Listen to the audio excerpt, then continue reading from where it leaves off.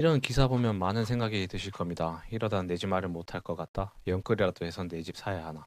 근데 막상 집 사려고 해도 쉽게 결정하지 못합니다.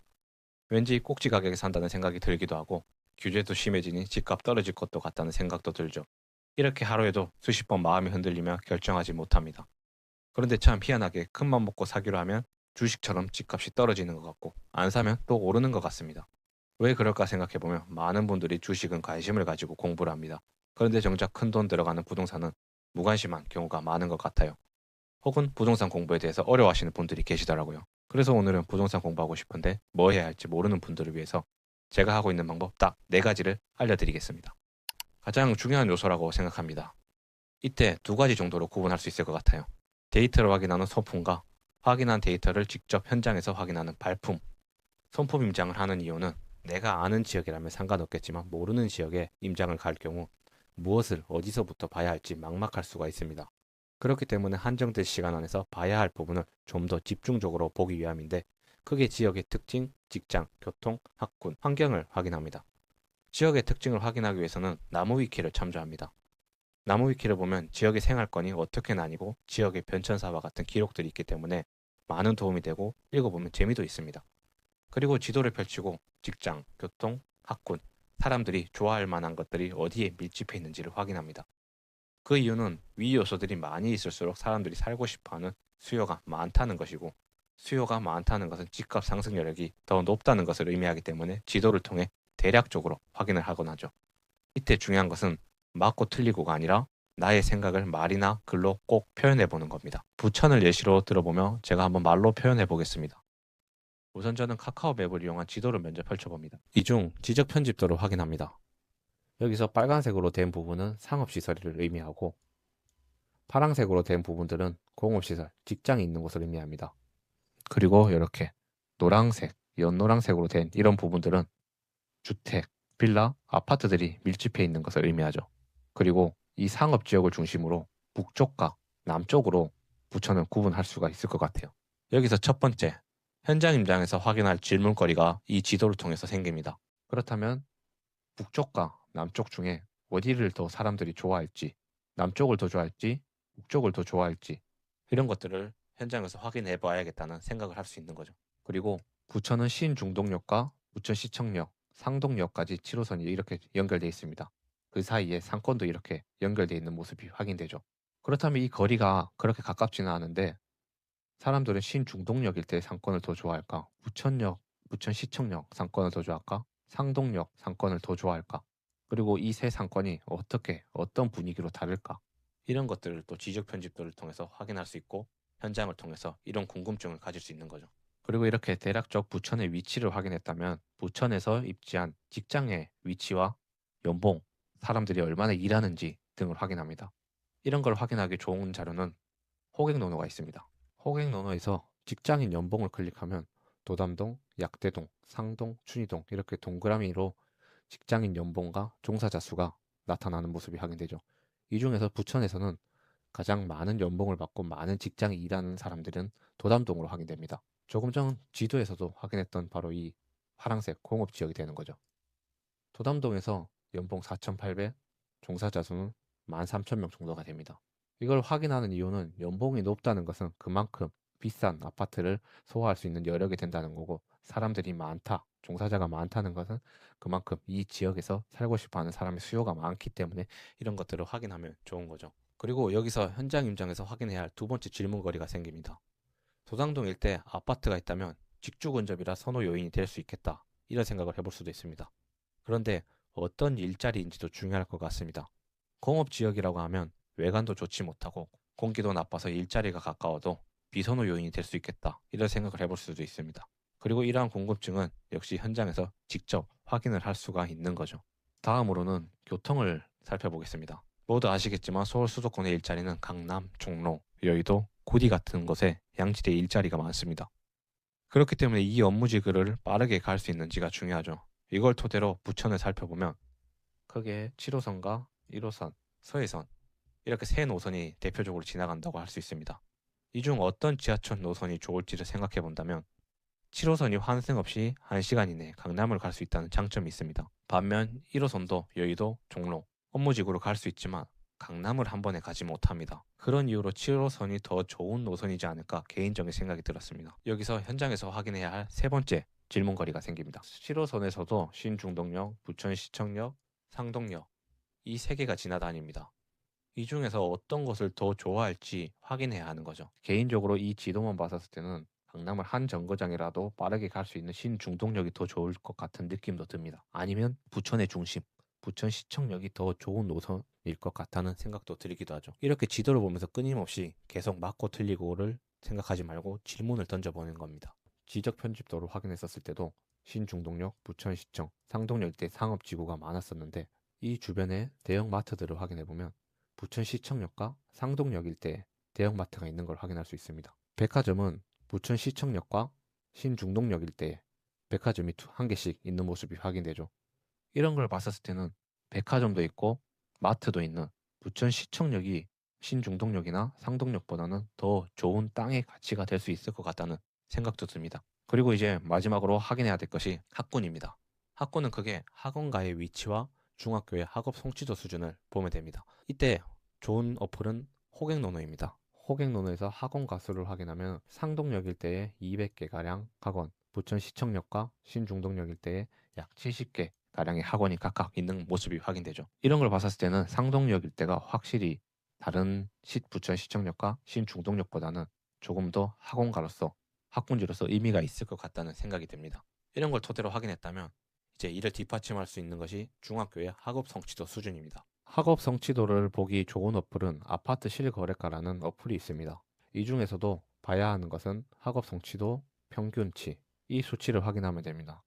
이 수치의 감을 못 잡으시겠다면은 95% 이상은 전국 10등 정도의 수준, 90% 이상은 전국 100등 정도의 수준을 자랑한다고 생각하시면 될 것 같습니다. 그래서 부천을 봤을 때 1, 2, 3위 학교가 석천중학교, 상일중학교, 상동중학교 약 91, 89, 87%의 학업 성취도를 자랑하고 있는 것을 확인할 수 있습니다. 그리고 그 위치를 확인해 보면 상동역 학원가가 많이 있었던 석천중 1등, 그 다음 상일중이 위치에 있는 걸 확인할 수 있습니다. 이렇게 학원과도 밀집해 있고 거기다 중학교 성적까지 좋으니 다른 것들보다는 학군을 고려한 사람들에게 우선순위가 될 수 있겠다는 생각을 할 수가 있습니다. 그렇다면 이 지도를 보고 어디가 좋을지 한번 더 점검을 해봤었을 때 상동역 일대에는 학군지로서의 메리트가 있을 것 같습니다. 그리고 부천시청역 일대에는 상권, 백화점이나 마트들이 굉장히 잘 정돈되어 있는 모습이 확인되죠. 그리고 신중동역은 상권이나 학원가 이런 특별한 장점은 없어 보이는데 그래도 한 두 정거장이라도 빠르게 강남을 갈 수 있는 장점이 있지 않을까라는 생각을 해보게 됩니다. 근데 제 개인적으로 생각은 아무래도 학군적인 요소가 좀 크기 때문에 상동역이 더 사람들이 좋아하고 그다음 부천시청역, 그다음 신중동역 이 순서로 매길 수가 있을 것 같아요. 아직 정답은 아닙니다. 내가 생각한 게 정답인지 아닌지 한번 점검해 볼 수 있는 게 그 지역의 평당가와 과거 높은 가격에 거래됐던 아파트들의 위치를 한번 확인해 보는 겁니다. 우선 평당가를 먼저 확인해 보겠습니다. 평당가는 호갱노노라는 어플 분위지도에서 평당 가격을 확인할 수가 있습니다. 그 위치를 확인해 보면 확실히 상동역 일대에 평당가가 높은 순위가 있음을 알 수 있습니다. 그 외에 부천시청역에도 일부 평당가가 높은 아파트 단지들이 있기는 합니다. 그리고 신중동역 일대에도 평당가가 높은 단지들이 존재하죠. 근데 확실히 상동역 일대에 평당가가 높은 단지들이 있는 거 봐서 여기서는 교통도 중요하긴 하겠지만 같은 7호선을 이용할 수 있는 지역이라면 학군적인 수요가 중요한 것 같다는 생각이 들기도 합니다. 그리고 평당가뿐만이 아니라 과거 높은 가격에 거래됐었던 아파트들을 확인하기 위해서는 아실이라는 어플을 또 사용을 합니다. 여기서 평형은 사람들이 가장 많이 선호하는 국민평형, 84제곱, 그리고 약 10년치를 확인하면 좋을 것 같습니다. 그리고 이 10년치를 확인할 때도 과거 상승장이 있었던 시기를 포함하면 좋습니다.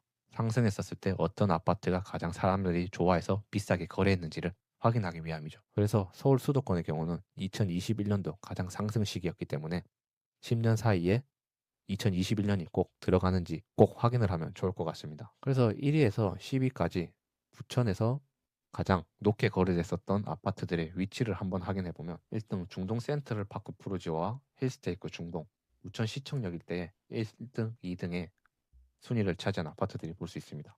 그런데 한 가지 주의할 점은 이 아파트 단지는 연식이 신축입니다. 신축 아파트를 통해서 최고가 순위를 확인하게 되면 한 가지 오판을 할 수 있는 게 신축이라서 비싼 경우가 있을 수도 있습니다. 땅의 가치는 그렇게 없지만 신축이라는 이유로 사람들이 선호하는 이유가 있기 때문이죠. 그렇기 때문에 신축보다는 오래된 구축 단지를 통해서 비교하는 게 땅의 가치를 좀 더 명확히 확인할 수 있습니다. 예를 들어 3위를 기록했던 행복한 금호 2002년식 부천시청역이 아니라 상동역 일대에 위치한 걸 알 수 있습니다. 그리고 비슷한 연식 푸른 창포 밀레시티 역시 상동역 일대입니다. 그리고 진달래 효성도 상동역 일대, 라일락 대우 유림 상동역 일대, 3등, 6등, 8등, 9등 아파트 단지들이 대부분 상동역에 있음을 확인할 수 있습니다. 이런 걸 봤었을 때 확실히 여기서는 같은 7호선 내에 있다면은 학군적인 수요가 큰 비중을 차지할 것 같다는 생각이 듭니다. 이렇게 대략적으로 상품을 팔았을 때 이제 현장에서 무엇을 확인해야 할지 방향이 잡혔을 겁니다. 7호선 일대 선호될 것 같다는 생각, 상권은 어디가 좋을까? 학군지 좋았었는데 인근 가족들의 수요가 실제 많을까? 주변 학원가에 어떤 느낌일까? 이런 걸 보고 나라면 어디를 먼저 더 살고 싶을지를 현장에 가서 직접 확인해보고 생각해보는 겁니다. 아파트 단지들도 들어가보고 실제 부동산에도 들어가서 중개인과 현 시장 상황이 어떤지도 확인해보는 거죠. 게다가 이렇게 알아놓고 가면 중개인과 어떤 말을 해야 될지 어렵지 않게 이야기하실 수도 있을 겁니다. 이전에는 왜 중요한지 모르고 남들 다 하니까 해야지 정도로 생각했습니다. 근데 최근에는 정말 와닿는 부분입니다. 실제 독서를 통해서 내가 투자 혹은 내 집 마련할 때 어떤 마인드를 가지고 있어야 하는지 알 수 있고 특히 책은 저렴한 가격으로 내가 경험해보지 못한 것을 터득할 수 있기 때문에 가성비 최고의 방법인 것 같습니다. 그리고 뉴스도 최근 정부 정책들이 변경되는데 나와는 상관없는 정책이라고 그냥 넘길 수도 있었습니다. 근데 최근 투자 물건을 물색하면서 이런 상황 속에서 현장을 직접 돌아다녀 보니 이런 이슈 하나하나가 부동산 시장에 어떠한 변화를 주는지 너무나 와닿게 되었습니다. 시세를 확인해야 되는 이유는 가장 중요한 것은 금매를 잡을 확률이 큽니다. 지금까지 이 방법으로 꾸준히 공부해왔다면 시간이 지나면서 알게 되는 지역도 많을 겁니다. 하지만 가격은 상승과 하락을 반복하고 정책의 변화와 여러 가지 외부적 요인으로 인해 가격은 수시로 변동됩니다. 그런데 이런 변화에도 불구하고 지역의 시세를 확인하지 않는다면 정작 내가 집을 사려 할 때 이 가격이 비싼 건지 고점인지 저점인지 알기 어렵습니다. 대부분 쉽게 결정을 하지 못하는 분들이 이런 부분들인 거죠. 그리고 이렇게 시세를 자주 봐둔다면 금매가 떴다면 고민 없이 나의 의사결정을 할 수 있게 되는 거죠. 이때 시세 확인은 네이버 부동산과 호갱노노를 주로 사용합니다.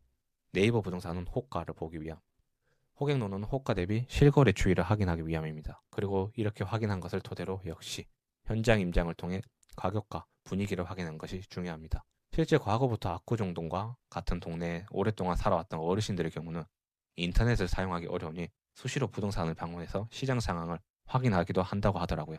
우리 같은 경우는 매일 부동산은 가기는 어렵지만 이렇게 어플들을 활용해서라도 시세를 확인하는 것이 중요할 것 같습니다. 지금까지 방법 중에 꼭 한 가지로 고르란다면 저는 이거를 고를 것 같습니다. 솔직히 제가 알려드린 정보는 유튜브나 혹은 강의에서 많이 보신 분들도 계실 겁니다. 최근에는 이러한 정보성 영상과 글이 너무 흔해졌죠. 근데 왜 막상 내 집을 사러 가면 쉽게 결정하지 못할까?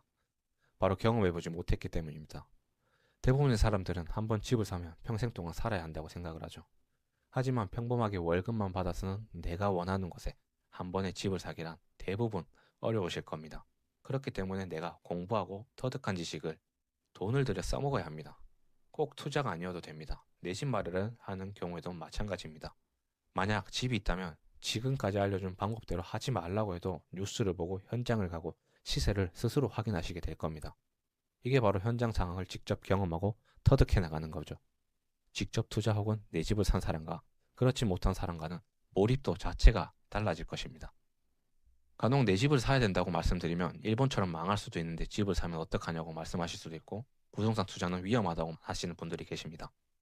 이런 분들에게 제가 오히려 여쭤보고 싶습니다.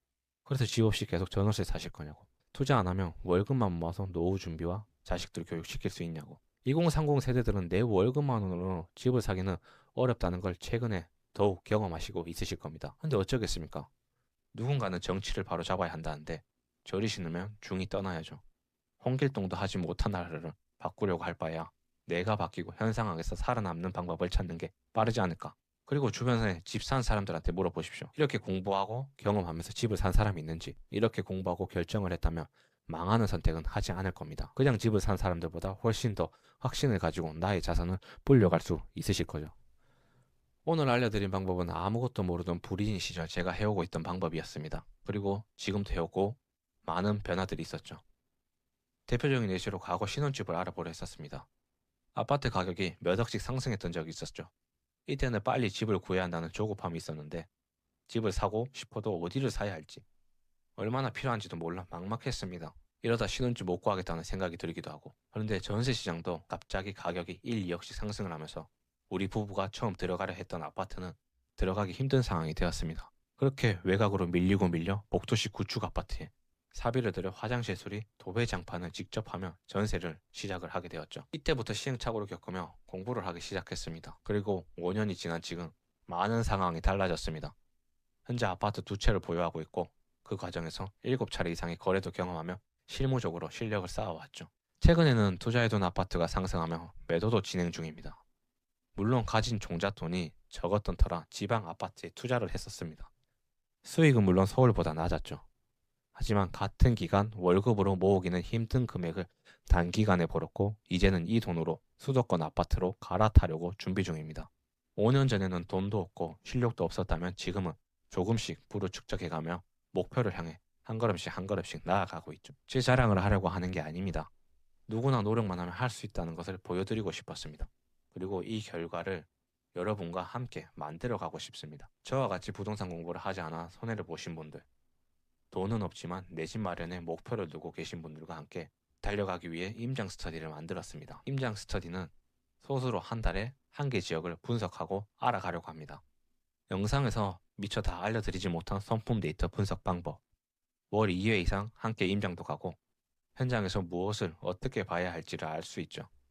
그리고 지역을 분석하는 템플릿 자료, 아파트 시세를 파악할 수 있는 엑셀 파일도 드리려고 합니다. 단 이번 달에 한정해서 무료로 제공해 드리려고 합니다. 그러니 다른 거 준비하지 않으셔도 됩니다. 열정과 시간만 있으시면 됩니다. 누구든지 할 수 있는 스터디입니다. 그러니 부동산 공부하고 싶으신 분들, 내 집 마련하고 싶은데 어떻게 할지 막막하신 분들, 고정 댓글의 링크를 통해 임장 스터디에 참여해보세요.